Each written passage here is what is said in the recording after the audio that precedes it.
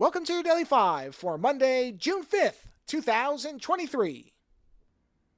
I wanted to follow up my next review for the show with something, because I talked a little bit about Shawshank Redemption on the last show, but that was a movie that really, there's nothing new for me to bring there. That was more about the fact that my wife hadn't seen it and the experience of her experiencing it for the first time. But Robocop Prime Directives, which I've talked about now over 4 episodes, last week and then the week before. You know, the biggest takeaway I had from those episodes, from that series, was that there was unrealized potential, that I saw great ideas that just were not actually brought to their full potential. So I wanted to watch something that I knew would be at least a partially safer bet for my next review.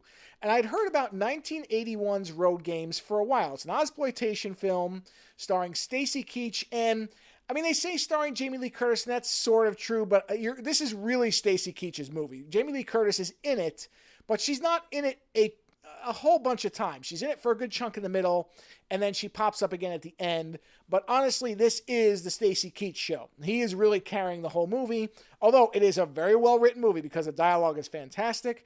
It's a well-shot movie, so the direction is also good. But this is one of those movies when you watch it, you come to understand very quickly that certain times a person comes into a movie that otherwise would be good, or at least watchable, and they make it great. And that's exactly what happens with Stacy Keach and the character he's playing, Quid, in this film.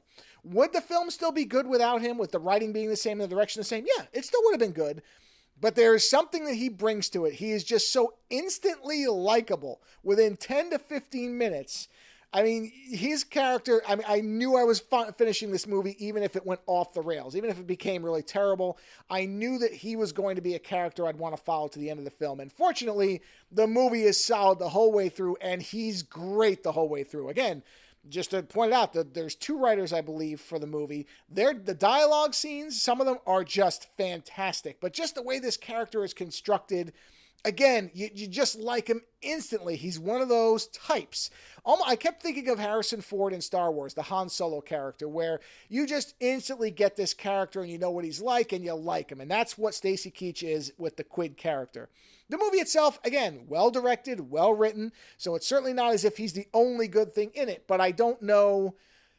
Don't get me wrong, other actors could have done it, but the right actor can take material and make it far better. And I honestly had a blast with this movie the whole way through. I was smiling the whole movie. And it's definitely more of, because you read the description, because essentially it's about a truck driver who thinks that he has discovered a serial killer in Australia on a I don't know where he starts out, but he's driving towards Perth in Australia. So this movie is a mix. It doesn't do the typical Australian stereotype of just being all dust and desert. You do see major cities, you see green things, you see, towns and different stuff. So there's a variety to the locale that you don't get in a lot of Australian movies, or at least not the ones that most Americans are familiar with. I'll put it like that. So this movie is essentially about him being on the road and running across this same green van with a person in it that's acting just weird enough that Keach begins to convince himself that this guy is the one that the local news is talking about that is killing young women. And that's the movie. The movie is him driving, encountering this person, whipping himself into a frenzy about it, convincing himself he's the killer, then doubting himself, then convincing himself again. And that's the film. It's been called a mix of Hitchcock's Rear Window and Steven Spielberg's Duel. I think that's a very fitting description for it. That's definitely the kind of tone and atmosphere it's got. Thriller more than anything else. There's really not a lot of gore in it. No nudity. One brief scene in the beginning. So this is not a traditional kind of horror film the way it sometimes is portrayed.